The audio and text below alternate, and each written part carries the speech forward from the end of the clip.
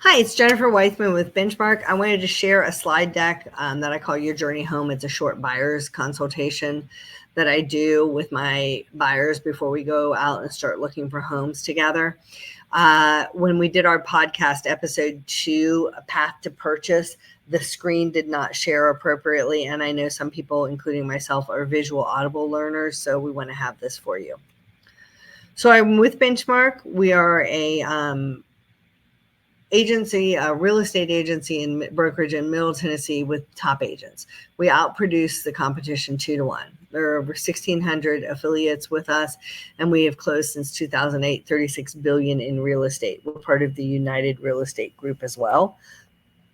There are 3 agreements I want to talk to you about in real estate. The first, if you're selling a home, you engage a realtor to list your home for you. You have a listing agreement that delineates what you're going to compensate that agent for their professional fees in selling your home and what those professional services are going to be rather. Another agreement is when you hire a realtor to help you find and close on a home as a buyer. That's the exclusive buyer's representation agreement. And then you have a purchase and sale agreement. That is an agreement between the seller and the buyer on what they're going to purchase the home for, when it's going to close, what type of loan it's going to be. Is there an inspection? Is there an appraisal? Is the seller going to offer concessions to the buyer for closing costs, prepaids, non-allowables, title, and potentially the buyer's agent's professional fees? Pardon me. So how do we find you a home? There's homes on the internet. Spoiler alert, most of those have come from MLSs that were disseminated to other sites. Occasionally there'll be a for sale by owner that's been uploaded directly to a site, but the rest come from MLSs. The average agent is going to set up a search alert that will email you when homes that meet the criteria you've predefined hit the market, and you can look those over and see about seeing one. Top 5% of agents will do that, but they'll also look for sale by owners, or look at homes that have come off the market and did not sell, or look at homes that are off market to see if they're interested in selling to their clients. I do all of those things. I've done probably 6 closings with for sale by owners for my buyers over the years. If we can't find it on the active market, yeah, we're going to look and see what didn't come up. Off markets and reverse prospecting, I've probably done another 6 of those. If you can tell me a neighborhood you want to live in or a type of house you want, like I had a client who wanted a historic home in Columbia or Franklin, certain square foot, certain kind of price point. So I door knocked, I wrote letters, I reached out, and we found her a home that was not listed. As a Benchmark agent, with those 1,600 other top producing agents, we know a lot of great clients. And occasionally, for various reasons, our sellers may not want their home on the general MLS. So we have Benchmark exclusives that we can see for our clients.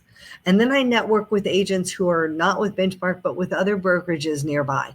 And I network professionally 2 and 3 times a week. And those referral partners sometimes know other agents, or they know just the general public who may have a home that suits my buyer's needs. I have a great reputation, excellent with my peers and clients. That's really important because the majority of my business comes from repeat clients and referrals from past clients. And one of the ways I'm able to get them under contract well is because I have an excellent reputation with my peers, and I can build rapport with the ones I've yet to work with, that I'm bringing a ready, willing, and able buyer to the table who understands, because they've gone through this consultation, what to expect in this transaction process, and we're going to efficiently work to close the contract that we negotiate with their seller. I've been in business for over a decade. In that time, I've closed 96 transactions for buyers and 77 for sellers. In 2024, it's been a slow year. I usually do 20 to 30 transactions a year. This year, I've had 7 sales and 5 listings. 32 of my clients have been military, either active duty or veterans. Those are not number of transactions, so some of those people have done more than one with me. And of those 96 transactions, 34 have been first-time buyers.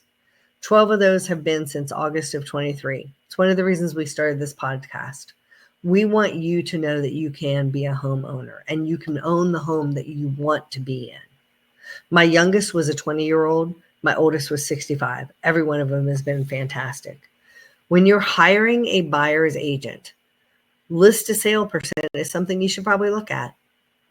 What percent of the list price is your agent able to go under contract and close for you? History major math. In 2014, if a house was listed at 100,000, I was able to close on it for my buyers for 98.42%. I consistently run under list price for my buyers. Spoiler, on the selling side or the listing side, I usually run over by about 100 to 105.5 to 101.5% over asking on list side. In 2021, I was over 100 by 0.56%. But in 20 and 21 were the years that everybody was running around going way over ask and waiving appraisals and waiving inspections and all this other craziness. The highest one of my clients went over ask in 2020 was 4.62% out of 13 buyers that year. And in 21 was 6.49%, again out of 13. And I was able to get VA buyers under contract when people wouldn't even look at a veterans buyer. And don't even get me started on that rant. But I was able to get VA buyers under contract and occasionally cash offers. So we need to know what we're doing when we go out and start working together.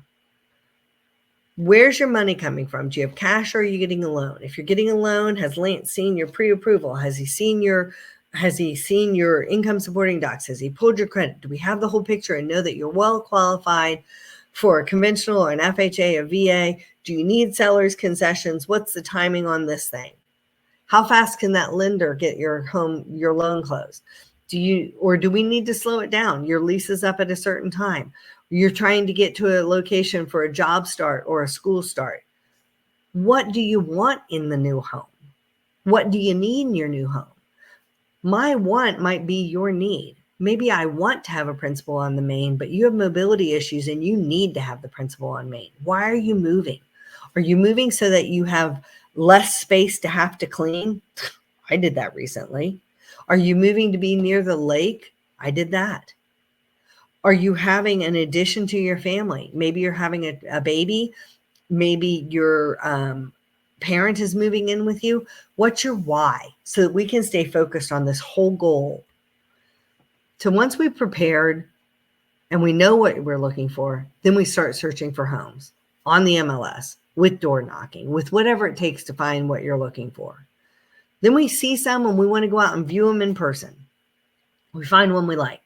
We make an offer on it based on what you feel about the home, your ability and offer strength as, based on your loan if you're getting one. And then before we write the offer, I'm going to call the list agent up and I'm going to say, what's important to your seller in addition to purchase price? Maybe that seller needs a quick close and you can do that. Maybe they need to lease back because their new construction isn't ready and you can do that. Maybe they've got an heirloom light hanging in the dining room that they would like to take with them. Maybe they have a pool table upstairs that they don't want to have to move and you don't care because you'll deal with it. Once we're under contract, we're going to conduct a professional inspection. In Tennessee, the buyer may do their own inspection or they can hire a licensed professional inspector. If Uncle Bob has been in building for 40 years, unless it's written into special steps that Uncle Bob can be your inspector, he cannot be. Then we're going to do a professional appraisal as well. But you're asking that lender to give you a considerable sum in most cases, and that lender needs to know that the home you're purchasing is worth it. They're going to look at similar homes in a similar location that have closed recently to see what they closed for and if the value is in line. Then we negotiate based on those findings. Is everything great with the house, or are there a few things, but you can fix them yourself, or they're not a concern to you? Or do you need to ask the seller to replace a few GFIs? Or is it something that you'd rather take care of yourself and you want to have additional concessions given to you in closing costs or money from the seller at the closing table, not cash, it's a closing costs, concessions? Or do you need to change the purchase price? Or, there's been a couple of situations where the house was in a condition that we were not expecting. We ended up walking away from the contract. You have to have your plan in place all along the way. We're going to be working on your moving plans so that you're ready to move into that new home you're working so hard for. We're going to do a final walkthrough. I like to close on Wednesdays, usually by 11. Your keys are given to you as a buyer when you're funding gets to the seller side and the deed is recorded at the county. Most counties in Tennessee do a digital recording. So if everybody closes by 11 in the morning, usually your funding's happening by 2 or 3, and you're going to get your keys around 4. That means you need to plan to unload your moving van on the day after, most likely. But we do the final walkthrough usually on a Tuesday night then, or sometimes on a Sunday if you need to do it on a weekend. Is the house in the same or better condition as when you offered on it? If we haven't already assessed the repairs, if any were requested or have been done appropriately, we're going to do it at that time. And importantly, is the seller substantially out of the home or completely out of the home so that when funding and recording happens at closing, you don't have a seller who's turning into a squatter? How do I get paid? We have an agreement that says you're going to pay me X amount, percent, flat fee, what have you. Am I negotiating for the seller to cover that? Or do you have the ability and the resources to bring additional cash to close to cover that? Is it going to be a combination of those? These are all things that I did before the August 24 changes that were mandated by the Fed. I did these with for sale by owners and off markets. And occasionally a seller doesn't have a desire or they don't have the equity to cover those costs. And maybe the buyer doesn't have the additional, but I'm selling their home. So we add the shortfall to the amount that I'm charging for my professional fees on the sale. It can be any combination of those.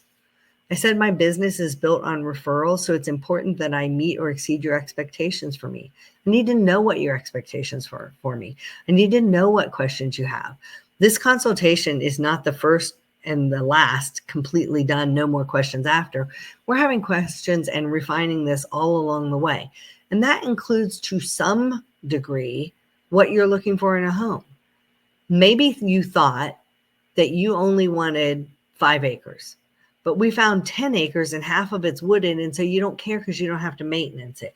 But we have to have a pretty good focus. Frustration is when expectation does not meet reality. This is a bilateral agreement we've come into. I don't want to work with anyone who's not going to work with me and who won't agree to what the contract says, that they're going to owe allegiance and fealty to me, just like I'm going to owe fealty and fiduciary duties to them. We all have expectations in this contract. I've never been fired by a buyer. I have fired 2 buyers. And in large part, it was because they weren't focused. They weren't staying in line with what they wanted and told me originally, and they were wasting my time and keeping me from helping other buyers that were engaged with me already. I have a fiduciary duty to you to do what you tell me as long as it's legal. If there's a $500,000 house listed for sale and you tell me to write an offer for $200,000, legally I have to do that, but I don't have to keep you as my client. We have to have a reasonable expectation of what you expect from me, I expect from you, and what the market conditions are. When you hire me as your realtor, you get a professional realtor with a positive reputation who's a committed ally negotiating on your behalf with the knowledge of an active top producing agent who has a broker's license. I would love to help you with your purchases in Middle Tennessee. If you have a home that you need to sell, yes, I am a listing agent as well and would be happy to talk to you about that. This podcast talks mostly about buyer side, but yes, I do listing sides as well. If you're not in Middle Tennessee, I have agents that I know nationally, and I also have the United Network nationally. I can put you in touch with an agent who is going to work with this caliber, and I will help follow along so that your expectations with them are met as well. DM me, PM me, text me, call me, email me. We want to know what questions you have for us to talk about during this podcast. And if I can help you with your real estate needs in Middle Tennessee, I would love to. Jennifer Weithman with Benchmark.